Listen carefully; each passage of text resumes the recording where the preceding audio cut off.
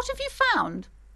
And also, do buy the books. There may be teachings in them.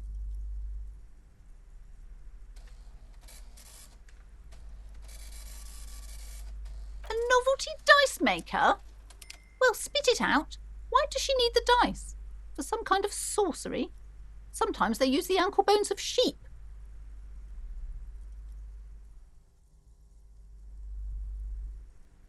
I don't understand. If it's not her, then where is the source of the doom? How did she... The narrative she's built herself, it does need tearing down. Just don't say you don't have any answer yet. The uncertainty is killing her. To hell with it. Perchance you ought to just lie, sire.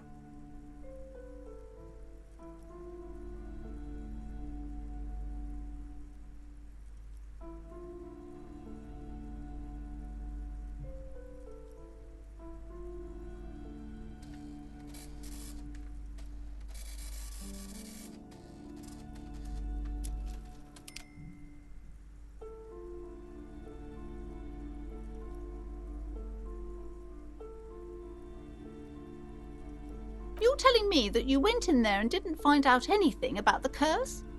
Of course. I should have known better than to put my hopes on a man like you. You're no Simonese ghost whisperer. You're an alcoholic. The investigation's over. I don't want you going in there anymore. You're only angering the psychic weather in here. Now, if you're not going to buy anything... Wow. Total psychic collapse between you two right now. There was never any other way this could have gone. She's just too far gone into her own mind. I am sorry we had to disappoint you, ma'am. Can we go now?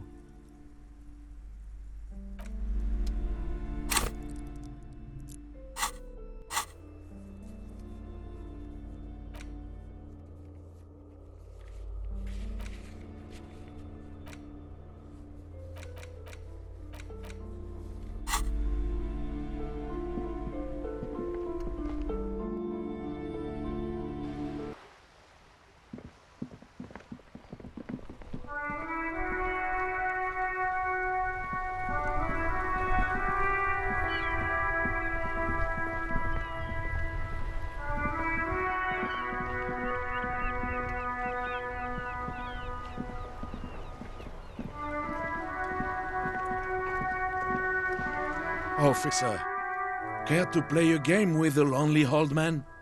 Actually, never mind. Wouldn't be the same. The prick is gone. I can barely believe it, but he's really gone.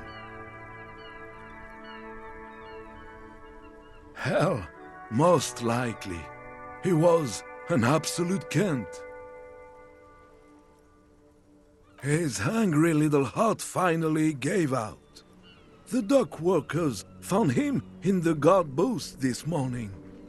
Wasn't even supposed to be working for another week, but he just had to prove how tough he is.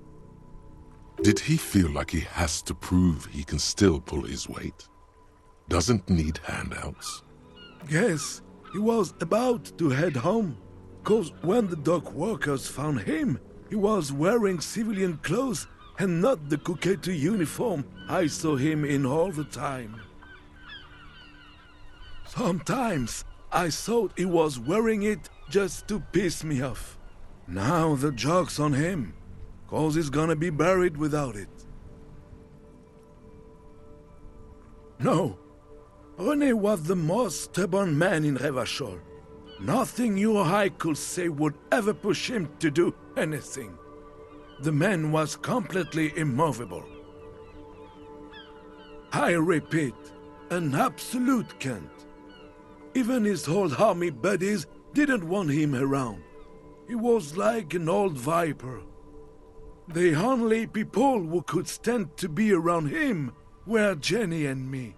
She saw something in him when we were just kids, and she never lost sight of it. And I thought if the most beautiful being in the world can love him, then there must be something worth holding on to. We've hated each other our entire lives. So much, in fact, that...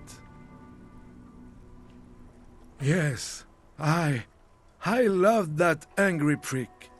He didn't deserve it, but I did. You know what his last words to me were?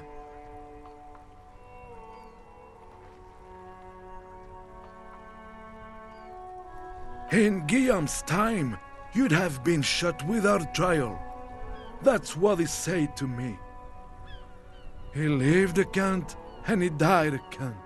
Let's leave it at that. I took them for myself. Took them to remember that old cunt. Nobody knew him better than I did. And I want to remember that old cunt by something. Strange how old cunt sounds almost gentle when he says it now.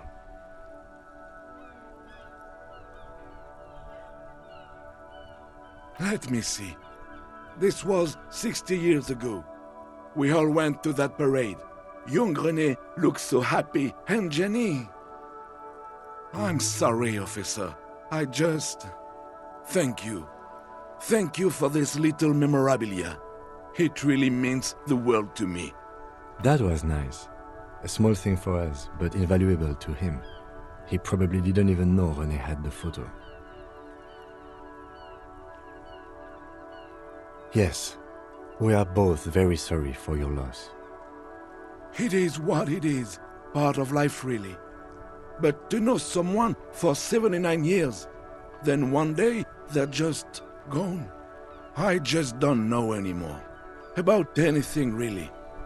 But you must need something. René wasn't really what you'd call a botanist, officer.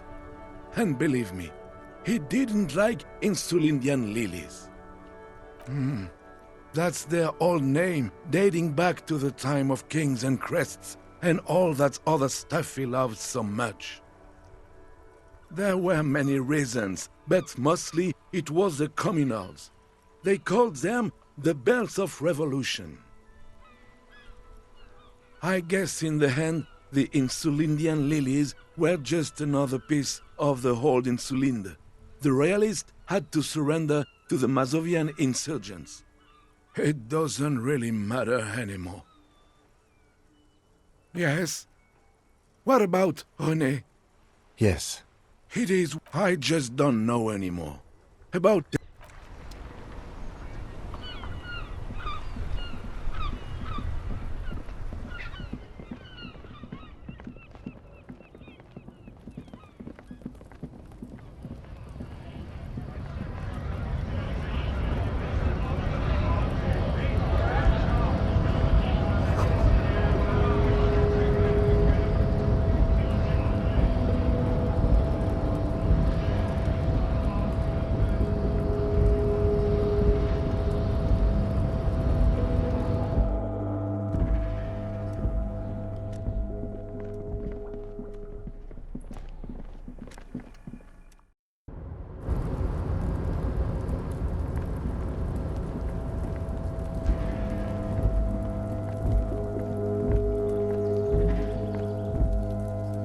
This is the night watchman's booth. The name on the door reads, René Arnaud. René left his uniform neatly folded on the table. Take it. It's just there. Who cares? It's not like anyone's gonna need it. Generally speaking, it would be dishonorable to take it. But then, it looks like a military uniform, and wearing that is very honorable. So, a conflict of honor. It's up to you. I suppose René is not going to be needing it anymore. It's a bit too colorful for my taste, though.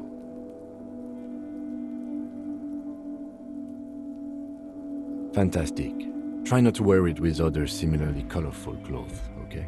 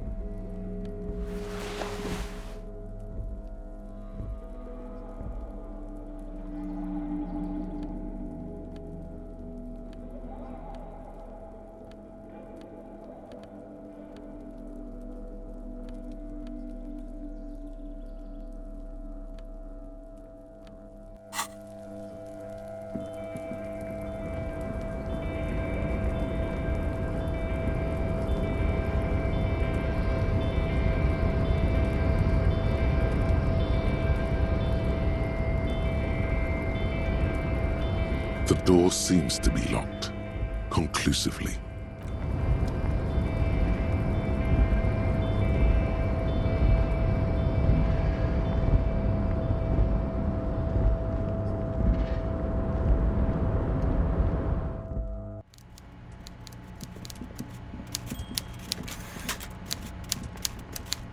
So, the ship has sailed. Did you see it? I know you did. Tell me, what did it look like as it grew smaller and smaller when that mainsail dropped behind the horizon? There's a mean little light in its eyes. Did it look like a germ? Did it look like a piece of bacteria? You get a sinking feeling.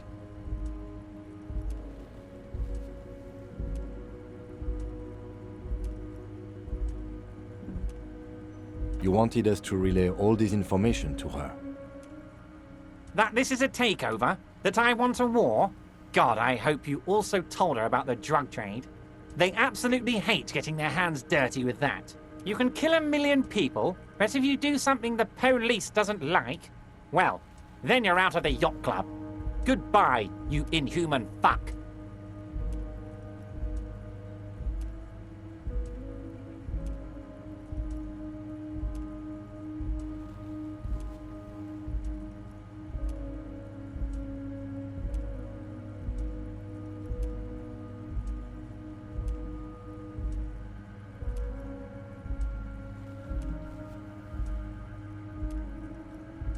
Harry, you made a conscious decision to relay that information to her.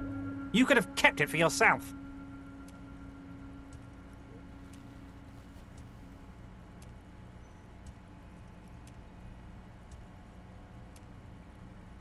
Of course she did.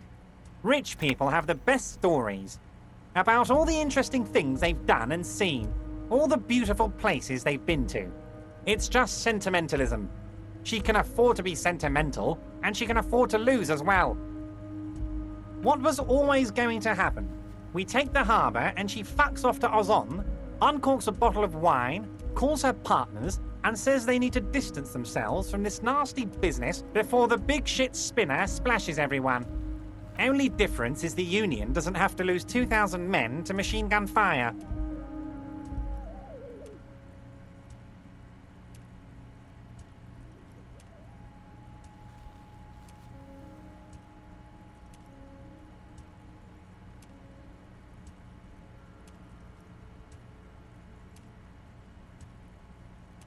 Filthy swilty, Harry. You knew something. Something big. And you wanted to see what happens when you tell someone. So you told her. Anyone who's ever been close to power will tell you. Inside information is the sweetest thing in the world. It's better than money. It's better than pussy. Money only makes you special for some salesmen. Pussy only makes you special for yourself. Information makes you special for all mankind. It's the ticket to history.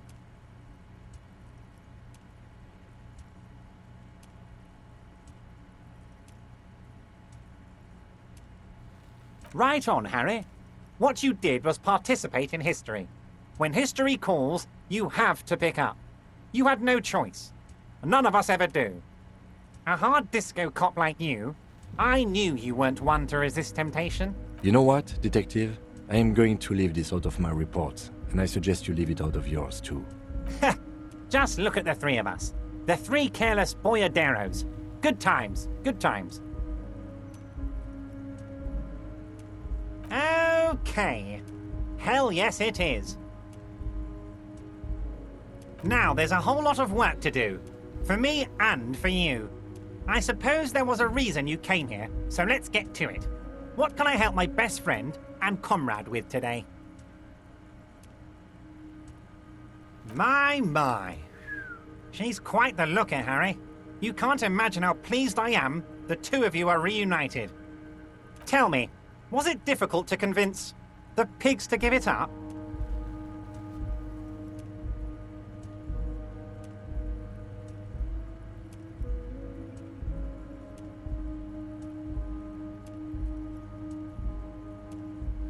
I told you she was a piece of work, Harry, but I knew you could handle it. I know my special policeman. Anyway, I'm glad you're all right and armed again. Mega rich light-bending guy? Oh my god! How did that get in there?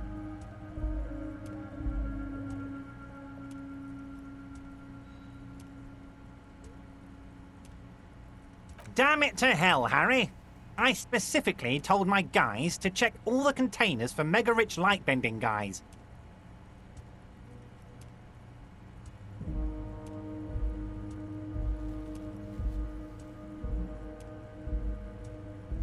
Honestly, Harry, we might be moving a spot of drugs through this harbour, but I won't be caught transporting the light-bending mega rich. I have a reputation to protect.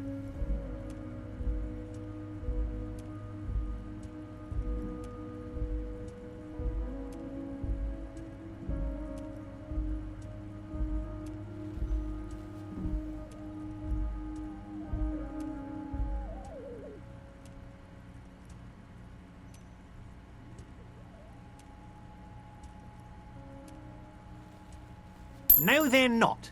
They're vermin, and one just found a way inside my container. Soon, he'll bring the others. All 3 of them. Thank you for telling me. I'll see to this immediately.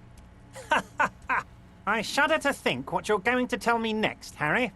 Not for 1 second did he believe there's an actual mega-rich person somewhere in his container town. Funny. That doesn't ring any bells, Harry. Funny.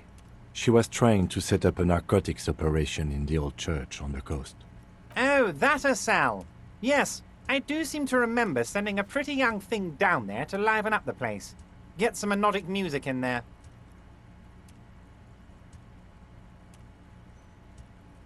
Amphetamine lab? That sounds very immoral and debauched. Frankly, a health risk. But what do I know about kids these days? The music they listen to, the drugs they do while they listen to that music. It sounds to me like you are trying to start an amphetamine lab in the district. And you're using some delinquents you found, God knows where, to set it up and run it for you. Found God knows where? That cell is the daughter of Miko the Kebab, a man who once killed a guy with a kebab. I think a daughter of a man who killed a man with a kebab can handle running a little nightclub, don't you? Maybe it was Bogovir. Or Jakub. I think it might have been Conrad.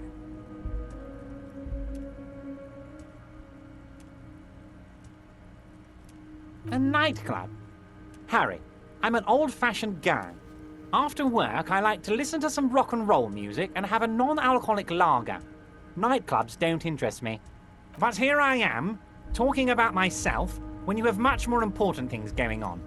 Tell me, Harry, how can I help you? I'm always happy to educate and entertain you, my friend. So, what's on your mind?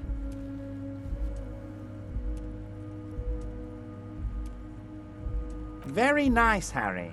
Is there anything else? Most certainly, Harry. Nothing brightens my day like by all means, Harry.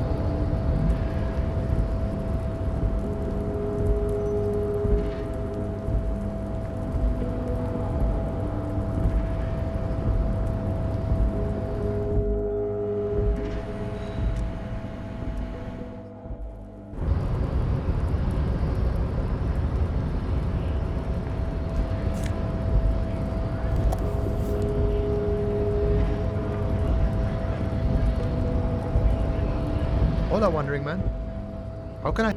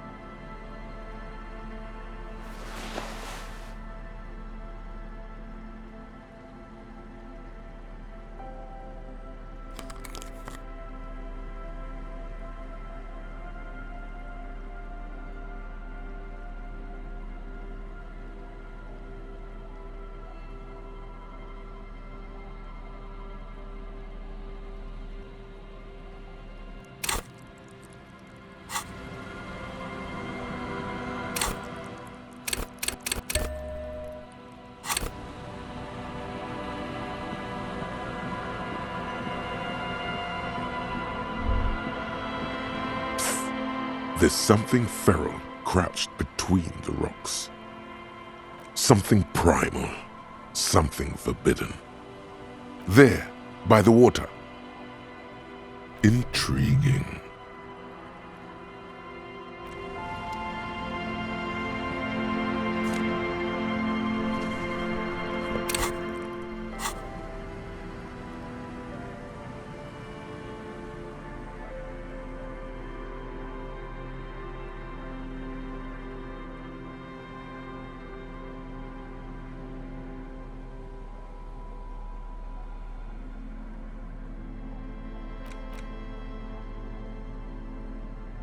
This is a men's size L, leopard patterned unitard with short sleeves. There are bits of seaweed stuck to it. It speaks to the animal inside you. Actually, this is a leotard, not a unitard. Unitards have legs. Slow and steady, boy. You know how to handle this. Despite the time it's spent in the water, the garment itself is surprisingly silky. The leopard spots are slightly textured. The garment label says it's composed of 85% polyamide and 15% elastane. The wind blows through rocks and reeds. Days spent in the saltwater have washed off any clues of its origin. The gradient irbis, or common snow leopard, is native to the Ohota Mountains in Grad, weighing up to 85 kilograms. It is the apex predator of its ecosystem, though extensive poaching and habitat destruction have reduced its range significantly in the last 40 years. Run, you idiot. There's only one thing left to do. See how it fits. Just know that once the leotard goes on, it never comes off. You will change irrevocably, but don't you want to feel different? It can be a secret that only you know. You slip from your briefs into the leotard. It's very tight. You've never been cradled so firmly before. Your fingers run down your pectoral muscles, your abdominals, your hips. It's impossible to tell where you end and the leopard begins. The dried sea salt chafes against your soft flesh. Again, once the leopard comes on, it's never ever coming off. It's wearing you now.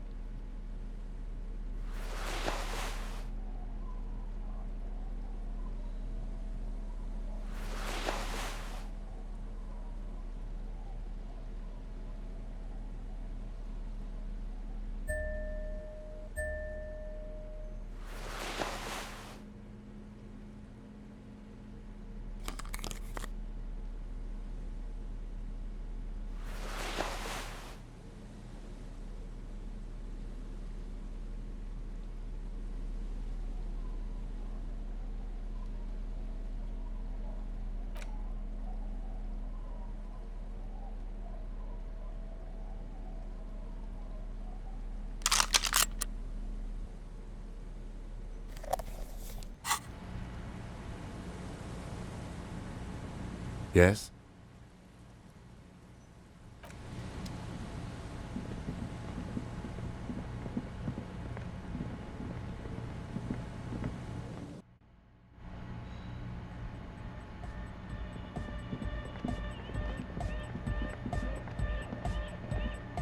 Oh, hey, man. It's good to see you.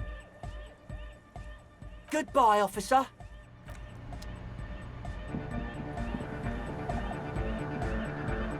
Good morning! Yeah! Harder car!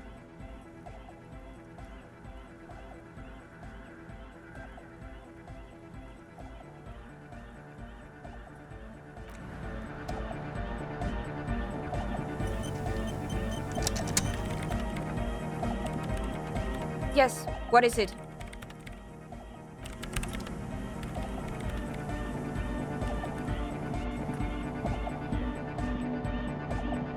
Hardcore.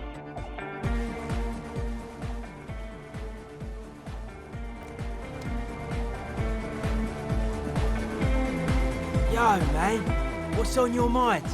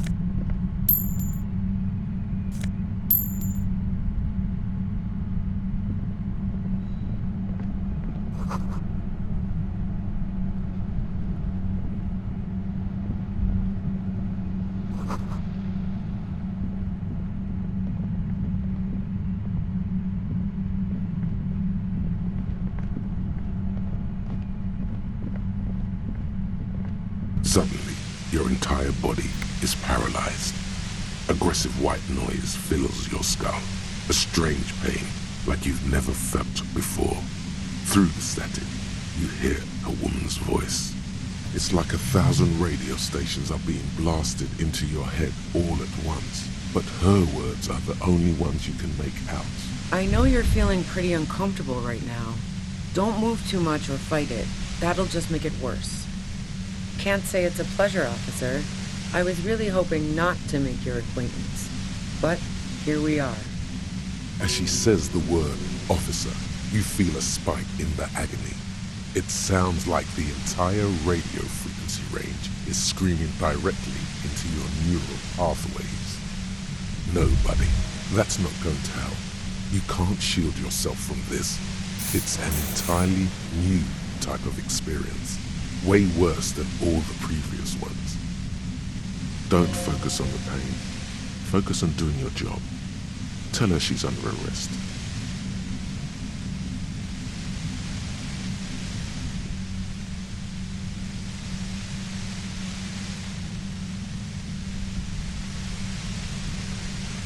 I'm using a pale latitude compressor. You and your partner have been caught in its field. The explosion of static you're hearing.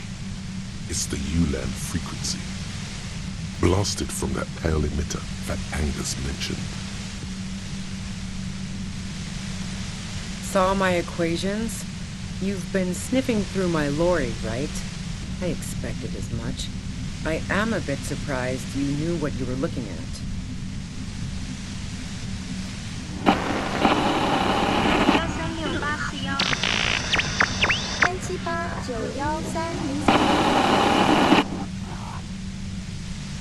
A pale latitude compressor is used to sort of make the pale more manageable. With a lot of these, you can force a radio signal grid on the pale, literally crunch the distance across it. Signals are relayed across a series of repeater stations fixed to buoys. Not a fun job manning those stations. All alone out there in the pale, people lose their minds in just a few years. So, what we are experiencing is a concentration of radio waves. Precisely. This is an industrial strength paraboloid. It's meant for forcing dimensions on something that doesn't have them. Needless to say, the frequencies used are out of this world.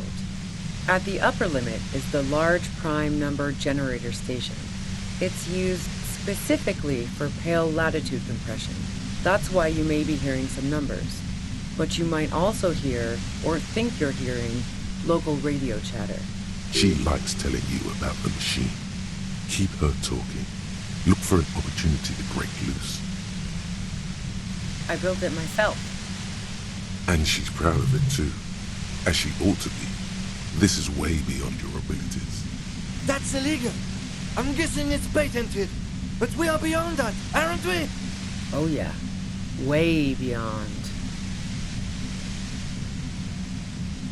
Yeah, I stuck my head in there before using it on you. It seemed like the ethical thing to do. Can't say that I enjoyed it.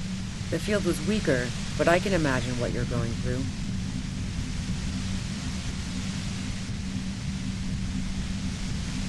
Yeah, let's not talk about that shit. You were hunting me and fell into my trap instead. That's all there is to say about it. So she thinks of you as hunters, not cops, and of herself merely as prey.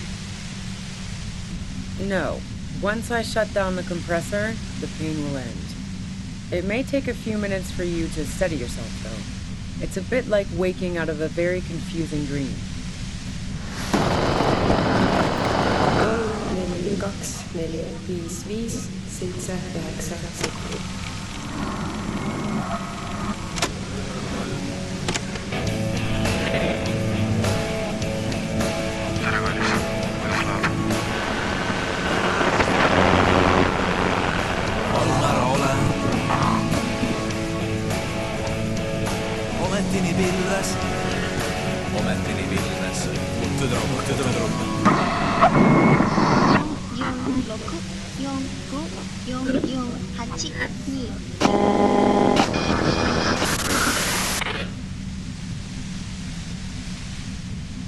If you've got something really important to say, you can do it through the white noise.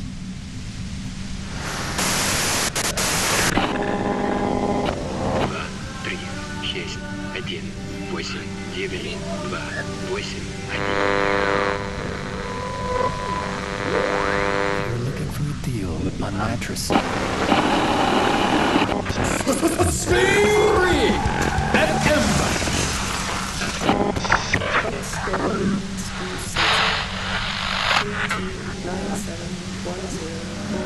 Dentist.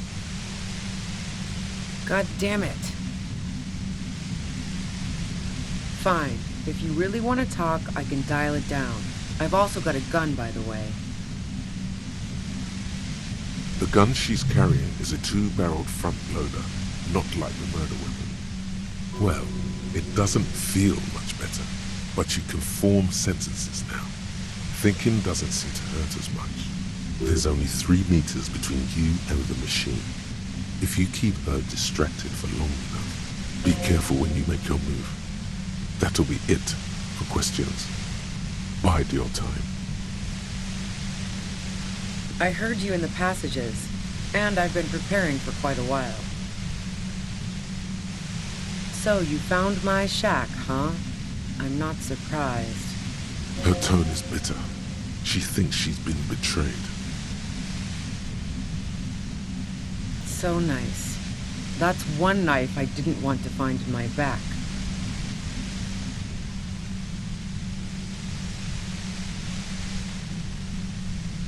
I was, before I caught you in the pale latitude compressor. I'm fine now.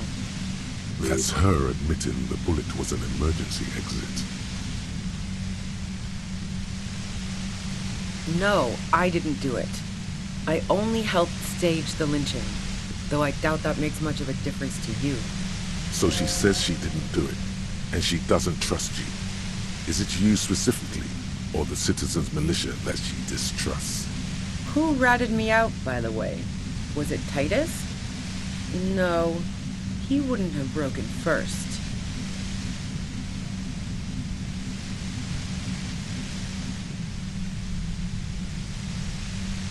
Nah, she didn't crack. She's a survivor. If she told you anything, it was to save herself. But she couldn't have known I was on the coast. How did you find me?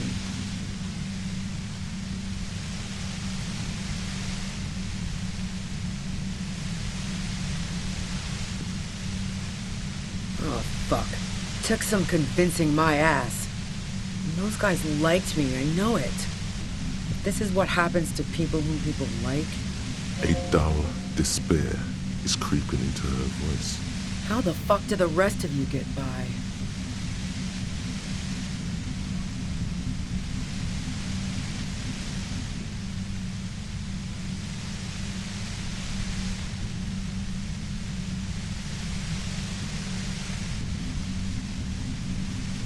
I did, didn't I?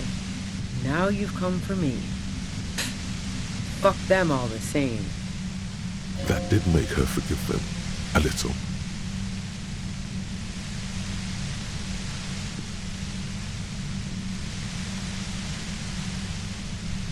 Like what? I already told you I didn't do it. A strong moral compass. She still wants the opportunity to make a case for herself.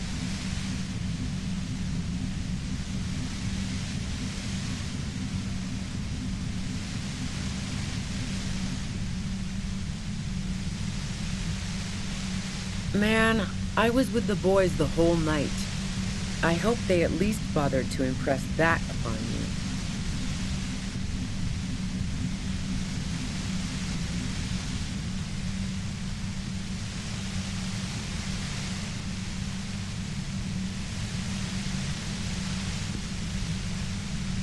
Yeah, and I'm sure they also made some funny remarks about it. They always do. I've driven a lot of long haul and chugged a lot of beer, man. Can't do either without some power of mind over bladder. And anyway, that wouldn't have been enough time. Wow, now I'm curious. Please, explain. No, not since I was 14 and hanging out in the only diner in Dardun. Haven't been into low-risk, no-reward games since moving to the city. Why?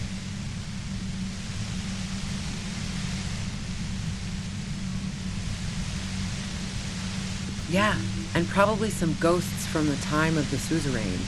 I'm not really interested in supernatural mysteries. Not murder mysteries either, if that's what you're thinking. She looks you in the eye, impassively, making it clear that she's not planning to comment on the matter any further. The fuck do elevators have to do with anything? Not particularly. Why are you so hung up on elevators? That's a pretty good question, actually. She clearly doesn't know anything about the secret passage. I'm not really into old shit for old shit's sake. God damn it! So you know she's not an antiques enthusiast. Not my jurisdiction, man. But it also doesn't sound like she used that secret route at all. Don't know it, but also... the shot couldn't have come from the roof. or we would have all heard it downstairs. She has a point there. No one mentioned. That didn't go super well. You've got to lay something better on her.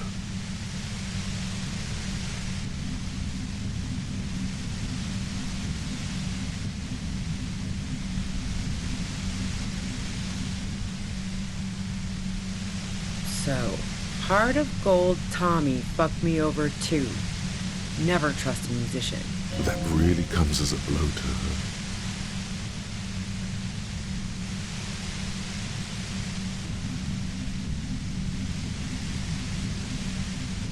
Yeah, that figures. What now? You're going to arrest me for drug trafficking?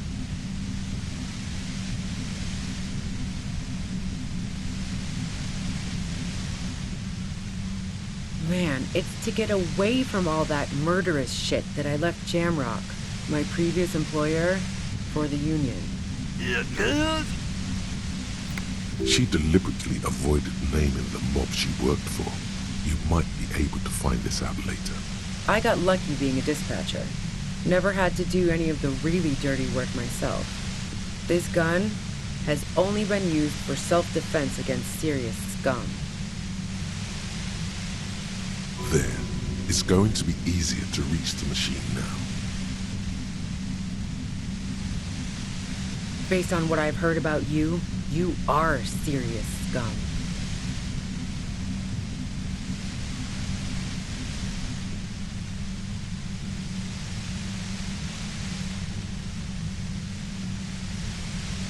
Who doesn't? Oh, you probably mean Claudia's rooftop. Sure, I've hung out there. She's got this great antenna.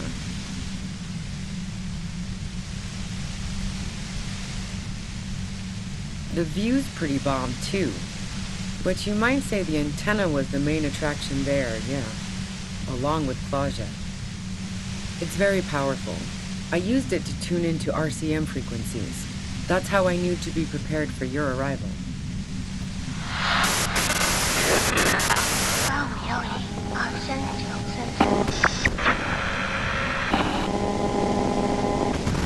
Come in.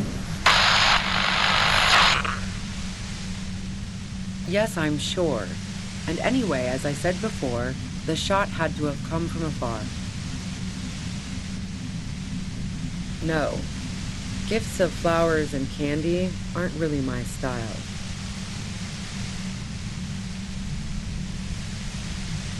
So now I'm leaving revolutionary symbols around? Come on.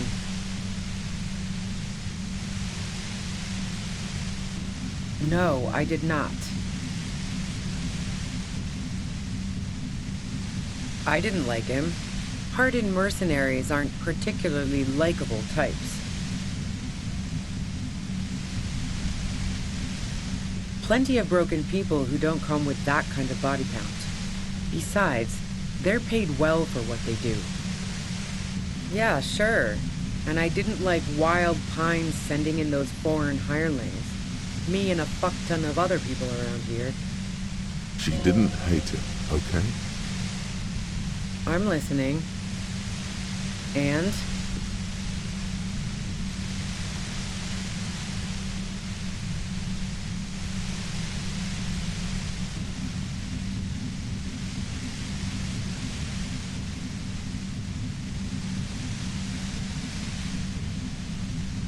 The gun store.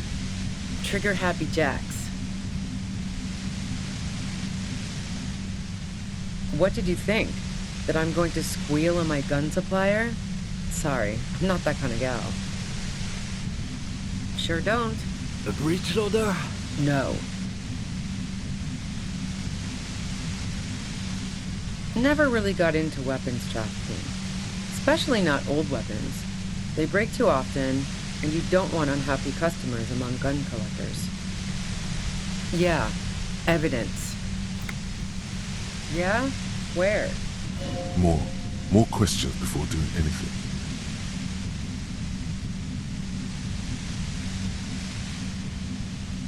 How should I know? As I keep saying, he already had a bullet in his head when I got to him, and there hasn't been any useful gossip over the radio.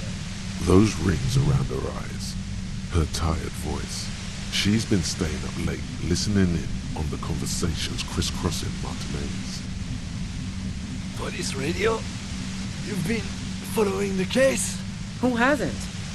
You know, I can still see him there, in Clausia's room, lying on his side. He was still warm, but the bluish light coming through the broken window made him look as though he'd been dead for a good long while. She eyes you warily, as though gauging your sincerity. She's refusing to adopt the demeanor of a cornered animal, a leader with no one to lead. She still wants to retain some control of the situation. It's okay. We just want to... All right, don't kill yourself over it. I was shooting the shit with Hardy and the boys over a few beers, like always. Then Clausia comes in, all pale and shuddering. She sits down with a drink, trying to steady her nerves. So I grab a seat next to her. Oh yeah, super. But I didn't think too much of it at first. I'd seen her party hard before. No, I really didn't. She's not that easy to read. I just assumed she'd done too much blow. It wouldn't be a first for her. But no such luck. She was in some deep shit. She asked me to come upstairs. The merc she'd been going with was lying on the bedroom floor, dead. I knew she couldn't get the authorities involved, so yeah. You made it look like he'd been hanged. What? No. Faking a lynching was her idea. Yeah, in cold blood. It really surprised me how quickly she was able to get a hold of herself once we got up there. It was like she was another person. The party girl was gone. She asked me to help her drag him into the shower so she could wind the shower head around his neck to fake lividity. Then she dressed him while I went to get the Hardy Boys. Yeah, I wasn't sure whether to admire her or be disturbed. As I keep telling you cops, we didn't hear anything downstairs. No gunshot, nothing. But even if this is true, weren't you worried this lynching might lead to... War? The thought crossed my mind. But the mercenary's death was going to have repercussions either way. Although the way things are going... fuck it. I'm not responsible for these people after what they did to me.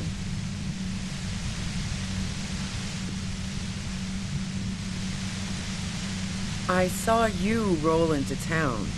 I wasn't about to stick around for questioning by a goddamn La Puta Madre agent. Yes, you. Everyone says you're his peon, his human can opener. Through the sudden sharp pain in your head, you hear the lieutenant mumble something to himself. Fucking hell. And why me? You hear through the white noise. It's especially bad suddenly. Felt like a vein exploded.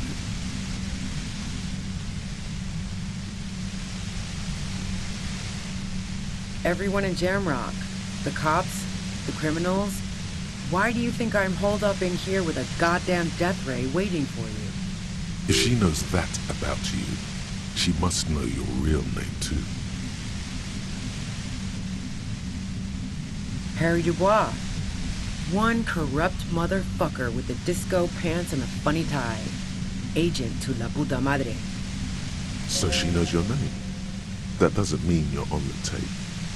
Criminals make up bogeyman stories about cops all the time. All of this just means that you're effective. Criminals know you and are scared of you. Is that a joke or a threat? I'm guessing both.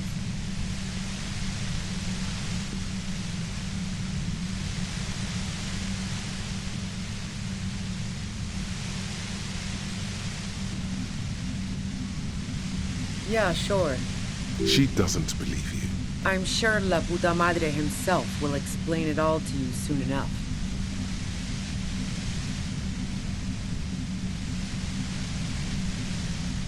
You've been to my lorry.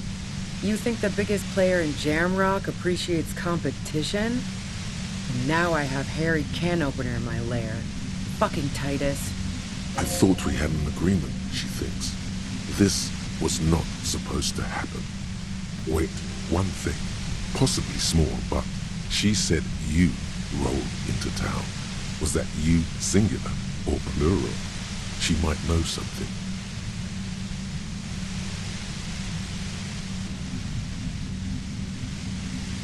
Yeah, you had your death squad with you. What happened to them anyway?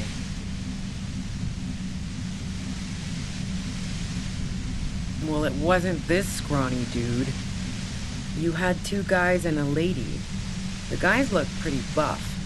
Lady wasn't bad either. One of the guys seemed chipper, a blonde. The other had a brooding something or other about him. And the woman was the only one in uniform. All were carrying. That sound about right? No idea who these people are, literally. Satellite Officer Vicmair looks out of the window grimly, then puts his coffee down and turns to Patrol Officer Minot. We can either take a room here in the whirling or go home for today. Let's go home, Jean. Nothing's going to happen today, she responds quietly. Jean takes his blonde wig off. Call Heidelstein. He can give us a ride.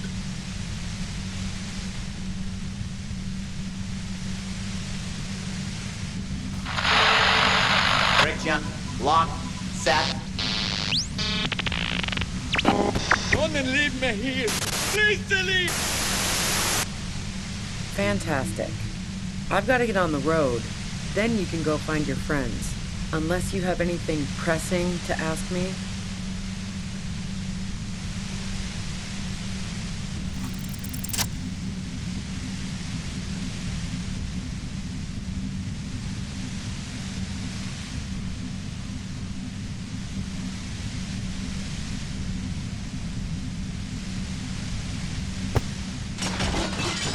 You did it. The compressor lies broken on its side. It's quiet in your head again. It still hurts like hell, but... All good, officer. Be careful. She looks at the machine, assessing the damage. Her hand trembles. Oh, fuck it. Problem solving. Ma'am, put the gun down. That's not the solution to your problems. You are... Oh, yes it is.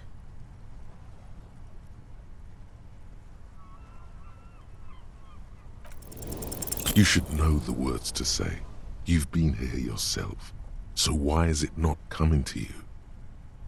Because you've been going around pointing a gun at yourself, trying to answer the same question in vain. Her finger squeezes the trigger now. A smirk crosses her face as she watches you stand there, mute. Then she exhales sharply, shakes her head, and pulls the trigger. You watch as her brains trickle out through her neon hair.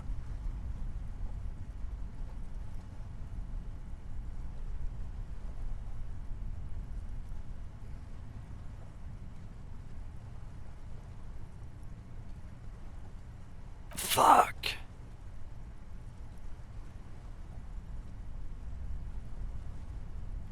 We clean up. It may take days for processing to pick up her body. We need to move it somewhere. That tent there.